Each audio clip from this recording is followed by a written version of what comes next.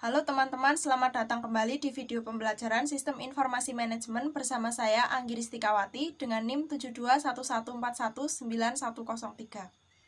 Saat ini kita akan memasuki bab yang ke-11 tentang sistem pendukung pengambilan keputusan. Yang pertama, kita langsung masuk tentang pemecahan masalah dan pembuatan keputusan. Jadi pemecahan masalah atau problem solving itu terdiri atas respon terhadap hal yang berjalan dengan baik serta terhadap hal yang berjalan dengan buruk. Dengan cara mendefinisikan masalah atau problem sebagai kondisi atau peristiwa yang berbahaya atau yang dapat membahayakan perusahaan itu, atau yang bermanfaat atau dapat memberi manfaat terhadap perusahaan. Lalu yang kedua tentang pembuatan keputusan atau decision making, yaitu tindakan memilih di antara berbagai alternatif solusi pemecahan masalah. Keputusan atau decision ini didefinisikan sebagai tindakan, pilihan, dan seringkali diperlukan untuk mengambil banyak keputusan dalam proses pemecahan satu masalah saja. Selanjutnya fase pemecahan masalah. Nah, di fase pemecahan masalah ini ada 4, yaitu menurut Herbert S. Simon yang mendefinisikan pemecahan masalah itu ada 4. Yang pertama, aktivitas intelijen, yakni mencari di sekitar lingkungan kondisi yang harus dipecahkan.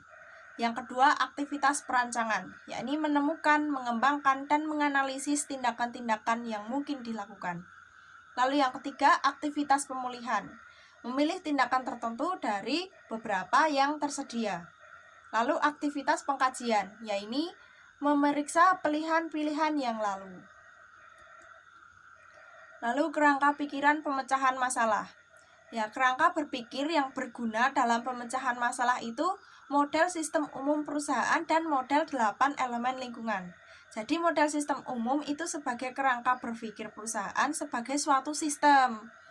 Nah, yang mengidentifikasikan elemen-elemen penting yang harus ada serta aliran data, informasi, dan keputusan yang menghubungkan elemen-elemen tersebut.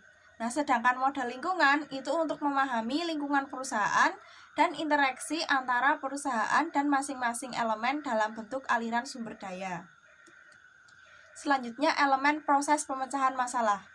Ya, kebanyakan masalah yang dipecahkan manajer itu dapat dianggap sebagai permasalahan sistem. Contohnya, perusahaan sebagai suatu sistem itu tidak berfungsi sebagaimana mestinya.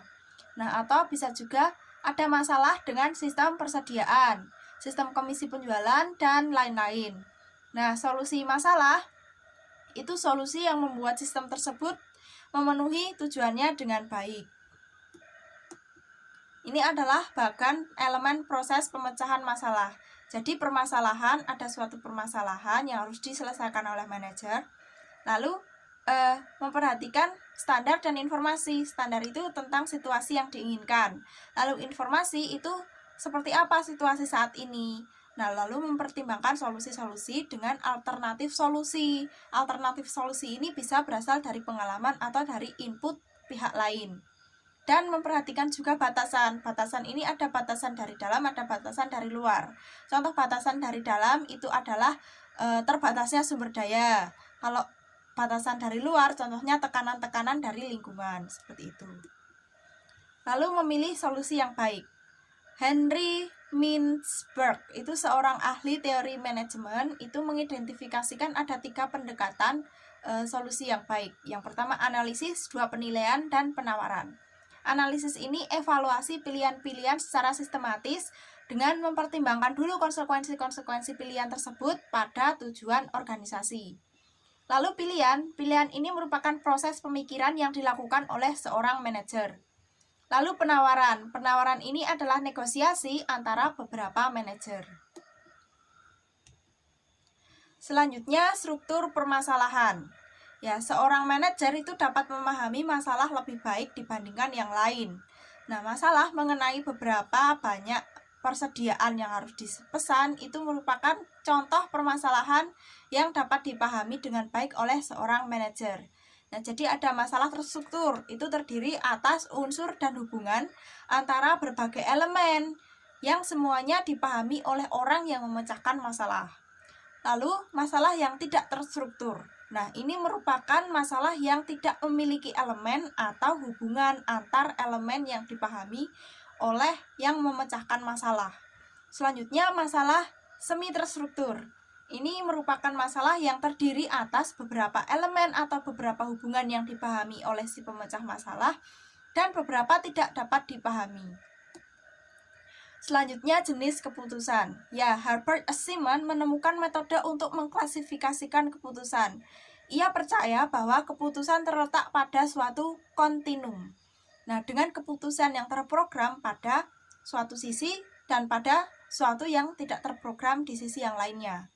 Nah, ada keputusan terprogram dan keputusan tidak terprogram. Kalau keputusan yang terprogram ini sifatnya relatif rutin dalam hal prosedur tertentu yang digunakan untuk menanganinya, sehingga keputusan tersebut tidak perlu dianggap de novo atau baru setiap kali terjadi. Lalu keputusan yang tidak terprogram atau non-programmed decision, ini sifatnya baru, tidak terstruktur, dan penuh konsekuensi.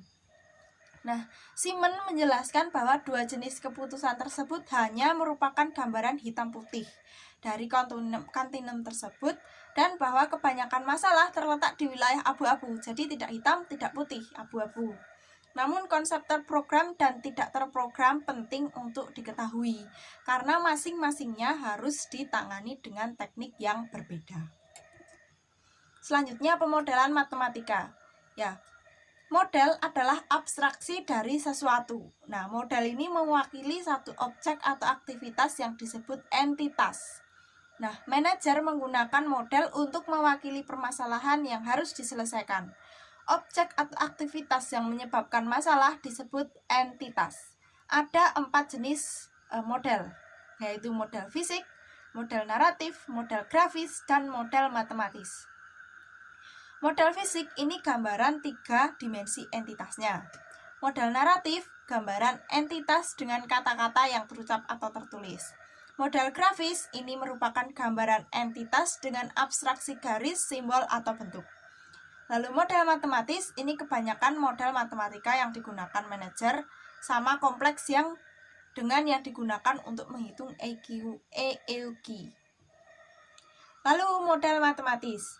Nah, model matematis itu dapat diklasifikasikan ke dalam 3 dimensi, yaitu dimensi waktu, tingkat keyakinan, dan kemampuan untuk mencapai optimisasi. Model statis atau dinamis.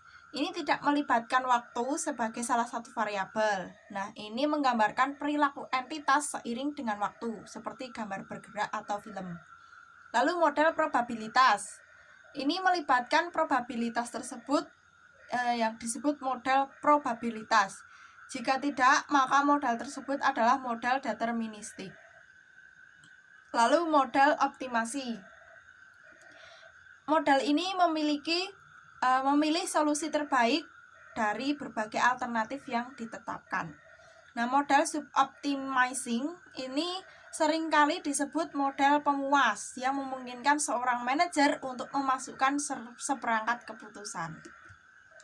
Lalu simulasi. Simulasi ini merupakan tindakan menggunakan model, disebut dengan simulasi. Simulasi terjadi dalam skenario tertentu dan memprediksi dampak keputusan orang yang memecahkan masalah tersebut. Nah, teknik simulasi. Nah, biasanya manajer melakukan model optimasi hanya sekali saja. Nah, model ini hasilnya solusi terbaik yang menggunakan skenario tertentu dan variabel-variabel keputusan. Format output simulasi yang melibatkan berbagai elemen skenario dan variabel keputusan pada layar atau halaman yang sama seperti output yang merupakan praktik yang baik. Selanjutnya, pemodelan matematika menggunakan lembar kerja elektronik. Ya, kapabilitas pemodelan statis, ada baris dan kolom dari lembar kerja yang itu membuatnya ideal untuk digunakan dalam model statis. Lalu kapabilitas pemodelan dinamis. Ini ada lembar kerja yang sesuai untuk digunakan sebagai model dinamis. Ada kolom-kolom yang sesuai untuk periode waktu, dan model ini juga termasuk model yang sangat sederhana. Lalu kecerdasan buatan atau AI, Artificial Intelligence, ini merupakan aktivitas penyediaan mesin seperti komputer dengan kemampuan untuk menampilkan perilaku yang akan dianggap sama cerdasnya jika kemampuan tersebut ditampilkan oleh manusia. Wilayah AI. Nah, AI ini diterapkan di dunia bisnis dalam bentuk sistem pakar, jaringan saraf tiruan, algoritma genetik, dan agen cerdas. Sistem pakar ini merupakan program komputer yang berusaha untuk mewakili pengetahuan keahlian manusia dalam bentuk heuristik. Nah, istilah heuristik ini berasal dari kata Yunani atau eureka, yang berarti menemukan. Lalu heuristik ini adalah aturan yang menjadi patokan atau aturan untuk menebak dengan baik. Selanjutnya, jaringan saraf tiruan atau neural networks. Ini meniru fisiologi otak manusia. Jaringan ini mampu menemukan dan membedakan pola, sehingga membuat berguna dalam bisnis di wilayah pengenalan suara dan pengenalan karakter optis. Algoritma genetik ini menerapkan proses yang terkuat yang selamat untuk memungkinkan para pemecah masalah biar menghasilkan solusi masalah yang semakin lebih baik. Sebagai contohnya, bankir investasi itu dapat menggunakannya untuk memilih portofolio investasi yang terbaik bagi kliennya. Lalu agen cerdas atau intelijen agen ini digunakan untuk melakukan tugas yang berkaitan dengan komputer yang berulang-ulang. Contohnya, data, di mana penemuan pengetahuan itu memungkinkan sistem gudang data untuk mengidentifikasi hubungan data yang sebelumnya tidak dikenal. Lalu konfigurasi sistem pasar. Nah, sistem pasar terdiri dari 4 bagian utama, yaitu antarmuka pengguna, basis pengetahuan, mesin inferensi, dan mesin pengembangan.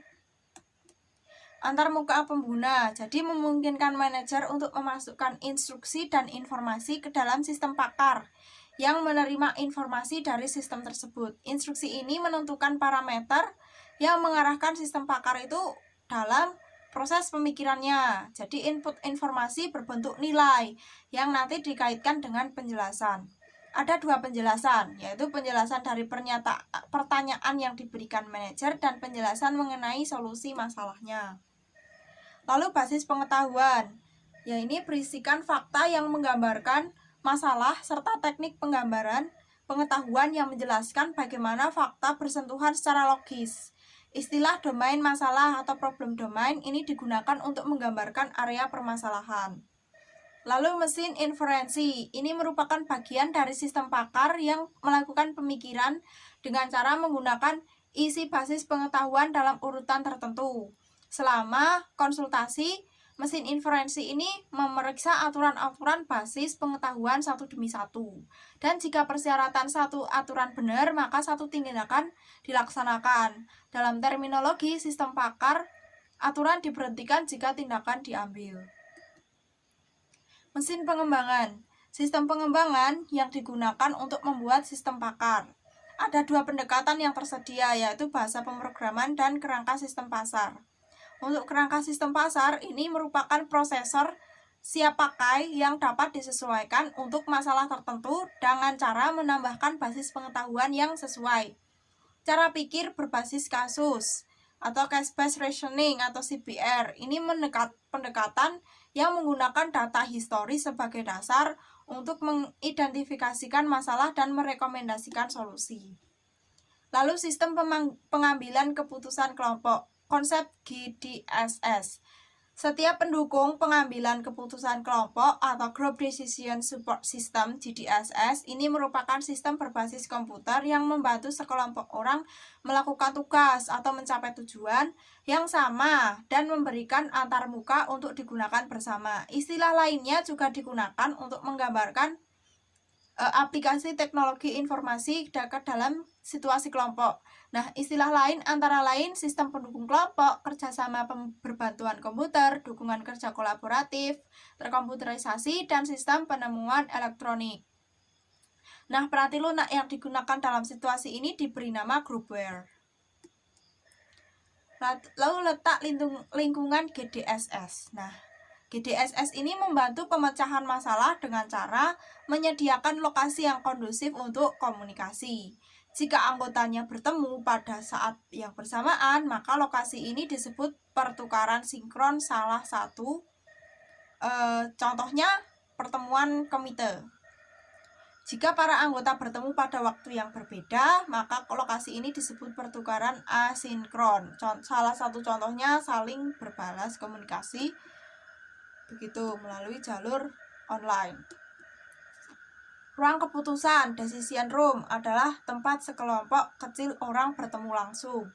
Nah, ruang ini membantu komunikasi melalui kombinasi perabotan, peralatan, dan tempat. Nah, peralatan itu mencakup kombinasi komputer, mikrofon penangkap suara, kamera video, dan layar lebar. Nah, di tengah-tengah ruangan terletak konsol fasilitator. Fasilitator adalah seorang yang tugas utamanya menjaga diskusi di jalurnya. Lalu jaringan keputusan wilayah lokal. Nah, jika tidak memungkinkan untuk sekelompok kecil orang untuk bertemu langsung, maka anggota dapat berinteraksi melalui LAN. Nah, seorang anggota dapat memasukkan komentar ke dalam komputer dan melihat komentar yang diberikan anggota lainnya di layar. Lalu sesi legislatif. Ini jika kelompok yang ada terlalu besar untuk suatu ruangan keputusan, maka akan dibutuhkan sesi legislatif. Nah, jadi ukuran yang besar akan membatasi komunikasi. Nah, kesempatan partisipasi secara rata oleh semua anggota kelompok itu jadi berkurang, atau waktu yang tersedia akan semakin kecil. Nah, salah satu solusinya untuk masalah ini adalah fasilitator memutuskan materi mana yang harus ditampilkan di layar untuk dilihat seluruh kelompok. Lalu konferensi yang dimediasi komputer. Nah, ini merupakan beberapa aplikasi virtual yang memungkinkan komunikasi antara kelompok-kelompok yang besar yang memiliki anggota yang tersebar di berbagai wilayah. Aplikasi ini secara kolektif dikenal dengan aplikasi konferensi jarak jauh yang mencakup konferensi komputer, konferensi radio, dan konferensi video. Selanjutnya, meletakkan DDS pada tempatnya. Nah, telah dilihat bagaimana cakupan dukungan keputusan yang diberikan oleh DSS telah meluas dibandingkan ketika Gorey dan Scott Morton itu pertama kali mengutarakan ide untuk mengatasi masalah semi-struktur. Jadi perluasan cakupan ini merupakan saksi keberhasilan DSS. Konsep ini telah bekerja dengan baik sehingga para pengembang terus memiliki fitur-fitur baru untuk ditambahkan. Begitu tentang materi bab yang ke-11 tentang sistem pendukung pengambilan keputusan. Semoga dapat dipahami apa yang saya sampaikan. Sampai jumpa lagi di pertemuan berikutnya bab 12. Saya Anggi Ristikawati, terima kasih.